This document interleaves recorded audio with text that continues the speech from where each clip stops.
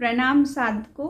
आज नवरात्रि का तीसरा दिन है, तो आप सभी लोगों की आज के इस शुभ दिन की बहुत बहुत शुभकामनाएं।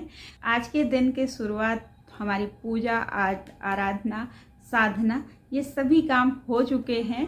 सुबह की शुरुआत गर्म पानी के साथ ही करनी है, जैसा कि हम अपने पहले के वीडियोस में भी बात कर चुके हैं। उसके बाद योगाभ्यास करने के बाद अभी क्योंकि ऋतु परिवर्तन हो रहा है, गर्मियां जा रही हैं और सर्दियां आ रही हैं, इस बदलते मौसम में अक्सर लोगों को परेशानी हो जाती है खांसी जुकाम की, और अभी कुछ लोगों को तो बुखार की भी बहुत ज़्यादा समस्या हो रही है। तो मुझे भी थोड़ा सा गले में खराश सी लग रही थी, लेकिन मुझे जुकाम नहीं हुआ था। तो इस मौसम से बचने के लिए आपको एक बहुत ही इफ़ेक्टिव तरीका बताती हूँ, इससे आपकी समस्या काफ़ी हद तक कम हो जाएगी। तो इसके लिए आप 2 कप पानी ले लीजिए और उसमें डालिए आधे चम्मच अजवाइन, 2-3 पत्ते आप तेज पत्ता का डाल सकते हैं, और उसके साथ आप डालिए इसमें 1 पीस इतना मुलेठी। यदि आपको इसे ज़्यादा लोगों के लिए बनाना है तो इसका बड़ा पोर्शन में आप चीज़ों को उसी अनुपात में बढ़ा लीजिए। उसके बाद इसमें 2-3 लौंग डाल दीजिए। इन सभी चीज़ों को डाल के इस पानी को खौलने के लिए रख दीजिए। जब ये पानी लगभग 1.5 कप के आसपास हो जाए तो इसे छान लीजिए और इसे गुनगुना गुनगुना सिप सिप करके थोड़ी देर में पी लीजिए। ये आपके गले के लिए बहुत ही अच्छा है, और दूसरे ये आपकी इम्यूनिटी को बूस्ट करने में बहुत मददगार है। तो यदि आप इसको नियमित तौर पर प्रयोग करते हैं, जब तक ये मौसम बदलाव हो रहा है तब तक के लिए अगर इसे आप नियमित लेते हैं तो इससे आपको बहुत आराम मिलेगा। आपके शरीर में इम्यूनिटी पावर बढ़ेगा, जिससे कि आप जल्दी जल्दी बीमार नहीं पड़ेंगे, और खांसी जुकाम की जो समस्या इस समय बदलते मौसम की वजह से हो रहा है वो भी काफ़ी कम हो जाएगा। तो आज तो मेरे सुबह का जो व्यायाम के बाद का जो पानी पीने का समय था वो हमने इसी पानी के साथ शुरू किया, जिसकी वजह से मुझे काफ़ी रिलैक्स लग रहा है, अच्छा लग रहा है। कि ब्रेकफास्ट में मैंने लिए थे 2 बनाना, क्योंकि इससे ज़्यादा मेरा कुछ खाने को मन नहीं कर रहा था, तो मैंने जस्ट 2 बनाना लिया था।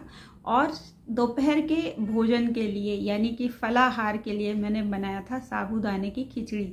साबूदाने की खिचड़ी की रेसिपी मैं आपके साथ शेयर कर रही हूँ। तो आज दोपहर के लंच में हम बनाने जा रहे हैं साबूदाने की खिचड़ी, और इसे बनाने के लिए ये हमने साबूदाने पहले धो लिए थे और धो के थोड़ी देर भिगा लिए, और अब ये पानी से निकाल दिए, तो इस तरीके से फूले हुए हो गए हैं। इसके साथ टमाटर है, 2 हरी मिर्च है, आलू है, हरा धनिया है और ढेर सारी लौकी है, और ये रही मूंगफली।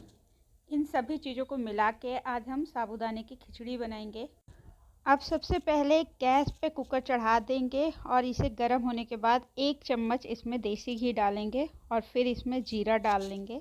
जब जीरा अच्छी तरीके से तड़क जाएगा तब इसमें हम मूंगफली डाल के इसे भूनेंगे। मूंगफली को हम तब तक भूनेंगे जब तक कि ये क्रिस्पी ना हो जाए। जब मूंगफली अच्छी तरीके से क्रिस्पी हो जाए, अच्छे से भुन जाएं, चलाते रहिए तब तक। और उसके बाद इसमें डालिए हरी मिर्चें, फिर इसमें डाल दीजिए कटे हुए आलू, और इन तीनों चीज़ों को अच्छे से ये भून लीजिए थोड़ी देर के लिए। और उसके बाद इसमें मिलाइए ढेर सारी लौकी। लौकी में बहुत सारे गुण होते हैं, और साबूदाने में सिर्फ स्टार्च होता है, तो इसलिए साबूदाने खिचड़ी बनाते समय इसमें ज़्यादा सी लौकी यदि हम डाल लेंगे तो हमें लौकी के बहुत सारे न्यूट्रिशन मिल जाएंगे। अब इसमें टमाटर भी मिला दीजिए, और इन सभी चीज़ों को कुछ देर के लिए अच्छे से भून लीजिए। अब इसमें भीगे हुए साबूदाना डाल दीजिए, और फिर सभी चीज़ों को अच्छी तरीके से चला लीजिए। चलाने के बाद जब सब चीज़ें एक सार हो जाएं तो इसमें डाल दीजिए सेंधा नमक स्वाद अनुसार, और फिर डाल दीजिए पानी।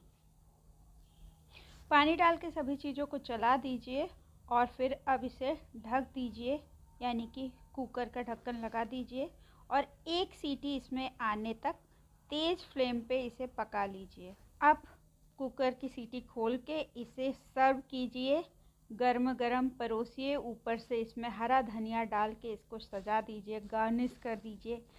गर्मा गर्म टेस्टी खिचड़ी बनके तैयार है।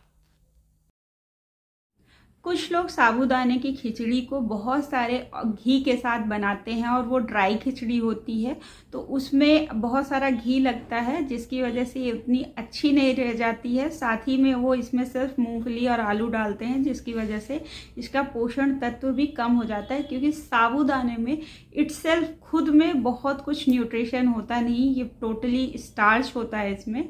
तो आप साबूदाने की जब खिचड़ी बना रहे हैं और जब सात्विक खिचड़ी बना रहे हैं तो साबूदाने की सात्विक खिचड़ी को बनाते समय जितना हो सके उसमें सब्जियों का प्रयोग करना चाहिए। अभी कुछ लोग कहेंगे कि हम व्रत में बहुत सारी सब्जियां नहीं खा सकते, बिल्कुल सही बात है।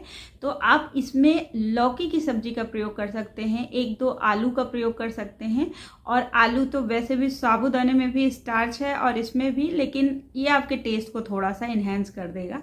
उसके साथ आप इसमें मूंगफली का प्रयोग करिए, हरे धनिए का ज़्यादा सा प्रयोग कीजिए। इन सब चीज़ों से इसकी न्यूट्रिशन वैल्यू बढ़ जाएगी। दूसरी चीज़ है कि ये आपके लिए बहुत ही हल्की होती है, तो ये आपके शरीर को बहुत ज़्यादा फैट नहीं देती है। तो आप इस साबूदाने की खिचड़ी का प्रयोग कर लीजिए अपने दोपहर के भोजन के टाइम पे। शाम के टाइम पे आज मैंने लिया था थोड़ा सा फल, जिसमें मैंने लिए थे सेब और संतरा। तो ये दोनों ही फल अच्छे हैं शाम के टाइम, बट शाम के 5 बजे के बाद आपको फल नहीं खाने हैं। तो आप ये दोनों चीज़ें आप शाम के 5 बजे से पहले ले लीजिए। अब आप देख रहे होंगे कि 3 दिन से आपका फास्ट है और अगर आप इस तरह के रूटीन को फॉलो कर रहे हैं तो इससे आपको बहुत ही लाइट फील हो रहा होगा, आपका शरीर भारी नहीं लग रहा होगा और इसकी वजह से आपकी नींद भी बहुत जल्दी पूरी हो जाएगी। तो जो बचा हुआ समय है उसे आप अध्ययन में, सत्संग में और स्वाध्याय में लगा सकते हैं, ईश्वर की आराधना कर सकते हैं, ध्यान कर सकते हैं और इस जो 9 दिन का पावन ये अवसर है इसका पूरा लाभ ले सकते हैं। आपको आई होप कि जो हमारी ये वीडियोस हैं इनसे भी कुछ तो लाभ ज़रूर मिल रहा होगा। यदि हाँ तो आप प्लीज़ इसे लाइक कर दें और लोगों के साथ भी शेयर कर सकते हैं।